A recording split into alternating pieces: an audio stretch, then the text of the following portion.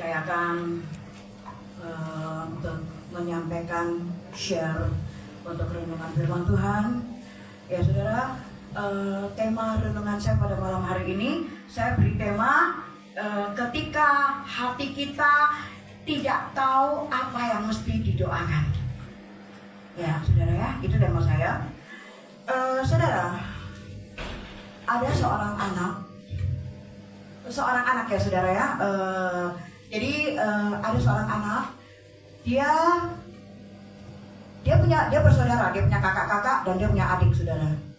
Anak ini saudara dari keluarga orang Kristen, tapi orang Kristen KTP, nggak pernah pergi gereja, nggak pernah apa. Anak ini mungkin masih SD ya saudara. Makasih Tuhan berkati. Ya, anak ini saudara, saya mau katakan kakak-kakaknya ini pintar, cerdas di sekolah ya. Bahkan adiknya yang masih balita ini sudah menunjukkan satu kecerdasan. Cuma anak ini satu-satunya yang saya katakan dia kurang cerdas. Otaknya kurang cerdas saudara. Dia nggak pintar di sekolah, ya.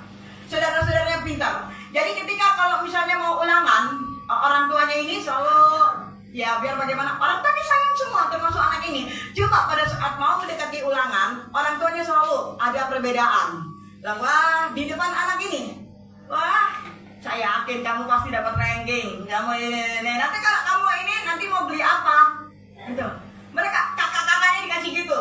Terus yang paling kecil ini, wah kamu kecil-kecil sudah menunjukkan kamu pintar ya nak. Tapi anak ini seakan terlupakan saudaranya. Kenapa? Karena dia nggak cerdas. Otaknya nggak ini saudara. Tapi satu hal, anak ini dia dibawa oleh tetangga temannya. Temannya ini dari keluarga Kristen yang rajin sekolah minggu, membawa anaknya ke sekolah minggu. Nah, anak ini berteman dengan anak sekolah minggu ini. Anak sekolah minggu ini membawa anak ini. Sebutlah anak sekolah minggu ini, kita katakan namanya, misalnya Meli ya. Nah, Meli punya Meli ini berteman dengan anak yang tidak cerdas ini. Namanya kita kasih nama Sasa ya. Nah, saudara. Nah, Sasa ini sering diajak sama si Meli untuk sekolah minggu. Lalu dengan tusuk dia ada satu sukacita sebagai anak sekolah minggu. Walaupun dia sadar dia tidak cerdas. Namun satu hari saudara ketika mendekati bulan-bulan ujian ulangan, dan hal itu terjadi lagi. Orang tuanya seperti tanpa sadar, entah sadar apa enggak, tapi kayaknya tanpa sengaja orang tuanya menunjukkan di depan anak ini, di depan Sasa. Loh, aduh, nanti ini coba Sasa kamu belajar serius, pintar kayak kakak-kakakmu ini loh. Masa kamu kalah sama adikmu? Ya. Tapi anak sekolah minggu ini, si temannya Meli ini, dia cuma bisa menangis. Dia menangis. Dia bilang, Tuhan kok aku kayak begini? Gitu. Satu malam dia hanya bisa menangis, saudara ya. Dia menangis. Dia bilang, ya namanya anak-anak kalau menangis gimana, saudara ya? Mama, mau bilang mama enggak, karena memang mamanya tanpa sadar mamanya membedakan. Anak Tuhan loh itu, maksudnya anak orang Kristen, saudara, tapi orang Kristen KTP.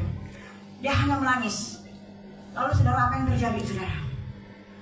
Dia bermimpi. Waktu anak ini tidur dia bermimpi. Dan saudara tahu apa yang dimimpi kan? Dia mimpi bahwa dia berada di satu sekolah. Dan dia bermimpi dia berdiri di papan tulis. Dan dia bermimpi dia mengerjakan PR itu dengan luar biasa. Dan dia bermimpi ketika ulangan nilainya bagus-bagus semua. Dia bermimpi bahwa ketika gurunya menanyakan pertanyaan-pertanyaan, dia selalu angkat tangan, dia bisa menjawab. Itu mimpinya saudara. Dan apa yang terjadi saudara? Pada saat hari ulangan tiba, ternyata apa yang dia lihat di buku itu keluar semua dalam ulangan. Dan itu bisa seakan-akan tercerna. Dia bisa menjawab ulangan-ulangan itu saudara. Dia bisa menjawab soal-soal itu dengan mudah. Akhirnya, singkat cerita, ketika pembagian rapor, anak ini masuk ranking, membuat satu hal yang luar biasa, membuat kaget orang tuanya. Anak ini langsung ranking 3. Anak yang tidak cerdas dikenal tidak cerdas, dia bisa ranking 3, saudara. Kenapa? Dia baru kenal Tuhan. Dia cuma anak sekolah minggu, saudara. Dia baru ikut kenal Tuhan. Orang tuanya nggak pernah ajak, karena orang tuanya juga Kristen KTP, saudara. Ya, saudara ya. Nah, itu satu hal, saudara ya.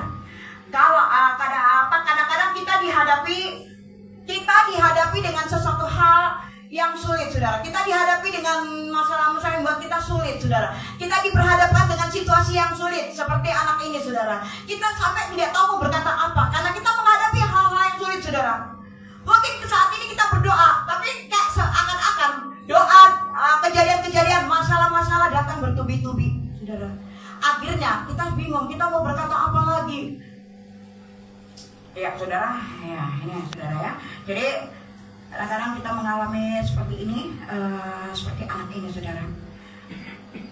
Kadang-kadang orang Kristen hanya misalnya kok dia sudah mengalami satu hal yang luar biasa, ya hanya mungkin dia disakiti, atau mungkin dia mengalami satu hal yang tidak bisa, yang memang dia tidak, jangan buntu di depannya.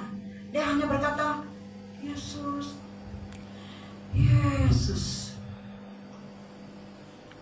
Namun apa? Kadang-kadang kita menghadapi hal seperti ini. Tetapi satu hal yang saya mau katakan kepada saudara, kita mempunyai satu hal, pengharapan yang luar biasa, saudara. Oleh sebab itu mari saya ajak saudara, mari sama-sama kita buka di Rom 8 ayat 26. Rom 8 ayat 26, saudara. Yang sudah dapatkan mari sama-sama katakan amin. Iya, saya bacakan untuk saudara. Rom 8 ayat 26. Demikian juga Roh membantu kita dalam kelemahan kita, sebab kita tidak tahu bagaimana sebenarnya harus berdoa, tetapi Roh sendiri berdoa untuk kita kepada Allah dengan keluh kesah atau keluhan-keluhan yang tidak terucapkan. Saudara, ya. Seperti anak ini tadi, anak sekolah minggu ini, dia hanya bisa menangis. Saudara, tetapi karena dia menjadi anak Tuhan, Roh Kudus ada untuk dia. Dan Roh Kudus menyampaikan keluhan-keluhan yang tidak terucapkan. Ya, saudara, seperti yang dialami tadi Ibu Maria. Ya, saudara, Ibu Maria memang menghadapi, kita nggak tahu apa, hanya Tuhan dan Roh Kudus yang tahu. Saya mau katakan kepada Ibu, Tuhan, Roh Kudus sangat memahami kita. Walaupun memang lo dapat lagi telur sama, coba ambil yang lain, lo dapat lagi, itu pekerjaan Roh Kudus, saudara. Roh Kudus yang menerjemahkan, Roh Kudus yang menyampaikan dengan keluhan-keluhan yang tidak terucapkan, saudara. Amin. Ya, berbahagia karena kita punya Roh Kudus, saudara. Ya, jadi berbahagia kita di dalam Tuhan. Yang penting hubungan kita dengan Tuhan itu erat. Ya. Saudara dapat bayangkan bagaimana orang di luar sana ketika dia menghadapi satu masalah yang besar, namun seakan-akan jalan di depan mata itu buntu semua, saudara. Terus tiba-tiba dia mengalami satu hal yang membuat dia stres. Ya, kalau orang yang tidak mengenal Tuhan, jangan heran kita sering lihat, saudara, orang dia mengambil jalan pintas. Kenapa? Karena jalan seakan-akan tutup, buntu. Jadi dia mengambil jalan pintas, saudara. Jangan kaget kalau kita sering menemukan iblis bekerja luar biasa, ya saudara ya. Dia datang, dia hadir melalui masalah-masalah. Terutama kita lihat anak-anak yang tidak kenal Tuhan, orang-orang yang tidak kenal Tuhan. Dia stres, dia ambil jalan pintas, dia bunuh diri, saudara. Tapi bersyukur kita punya Allah yang luar biasa. Bersyukur kita punya Roh Kudus yang menjadi sahabat kita. Seringkali kita kan cuma tahu Roh Kudus itu sebagai penghibur. Roh Kudus itu adalah hal yang menghibur hati kita, memberi kekuatan, ya. Tapi kita nggak pernah sadar bahwa Roh Kudus bukan sampai di situ. Roh Kudus sampai di dia bekerja untuk kita. Dia menyampaikan melalui doa dengan kata-kata yang tidak terucapkan, saudara. Kadang-kadang kita nggak sadar itu, ya, saudara ya. Nah ini saya ada seorang bapak kemarin saya waktu di kami retreat, terus kami habis ibadah malam, kami cerita, saya dengar ada bapak pendeta tuh masih mendoakan lagi seorang bapak itu. Nah sampai di atas istrinya ngobrol sama kita. Saya bilang, kalian kenapa di bawah itu? Enggak, ini loh Bu Cindy, ini suami saya ini loh begini dan begitu dan begini dan begitu. Ternyata bapak ini menceritakan apa? Bapak ini dia seorang pelayar ya saudara, gaji besar. Hidupnya mereka memang enak. Anaknya sekolah, anak yang bungsu sekolah di Stella Maris, saudara. Anak yang tertua sudah sudah ikut bapaknya, jejak ayahnya. Sudah pergi praktek terus dia pergi ke, kadang-kadang kita lihat di status dia sudah ada di Singapura, dia sudah apa. Nah itu saudara. Terus apa yang terjadi? Bapak ini mengalami apa ya saudara? Suatu musibah yang menyebabkan tulang di sininya patah, saudara. Terus dikasih di gips atau dibebat begitu saudara. Tapi ternyata kok sampai sekarang bapak ini kok nggak sungguh-sungguh berbulan-bulan saudara. Kami lihat sendiri menghitam. Sampai kadang-kadang saya tanya sama ibu pendeta, Bu, cuma tanya aja, maaf saya nggak ini. Apa bapak itu diabetes ya? Enggak, cuma memang kok nggak sungguh-sungguh tapi dia nggak ada diabetesnya. Jadi itu jadi cerita di tengah-tengah kami. Terus ibu ini istrinya cerita kepada kami, bilang suatu hari dia lagi memasak, suaminya ini pulang, lalu dia bilang gini, Ma, kenapa ya saya alami seperti ini? Kenapa sih saya alami kok saya nggak kerja? Saya rasanya mau bunuh diri. Nah, istrinya kaget. Bapak suaminya ini loh, yang pergi gereja juga, yang memuliakan nama Tuhan, yang ini, tapi dia sampai terpikir, dia sampai bisa stres. Dia bisa sampai mengambil mau bunuh diri, saudara. Dia ceritakan kepada kami. Lalu saya bilang, loh Pak, jangan gitu Pak.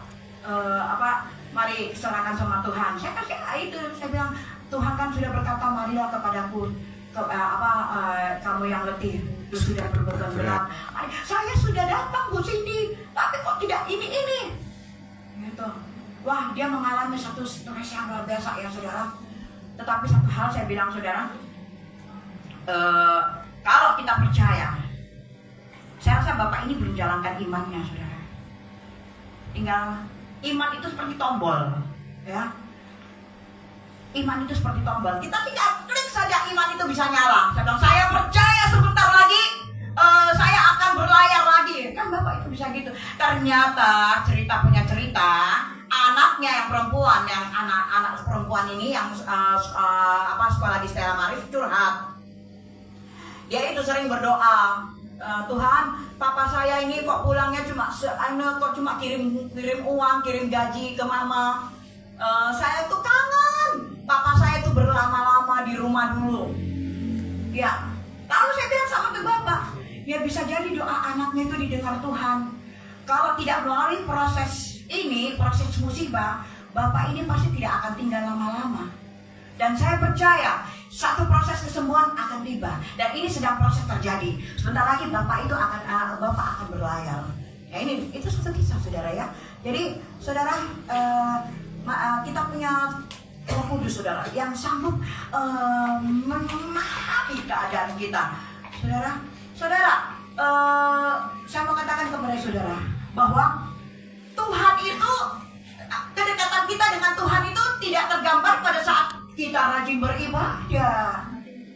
Kedekatan kita sama Tuhan itu tidak terlihat hanya karena kita rajin baca Alkitab, atau mungkin karena kita pegang rosario, atau kita baca buku-buku doa. Enggak, saudara, karena Tuhan nggak hanya melihat itu, tapi Tuhan melihat hati kita, saudara ya. Niatnya itu.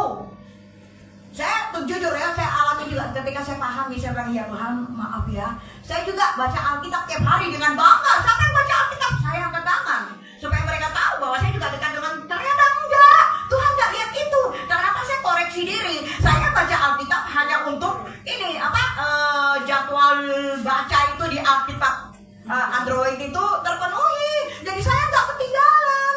Dan itu bukan itu, tapi kerinduan, niat itu saudara.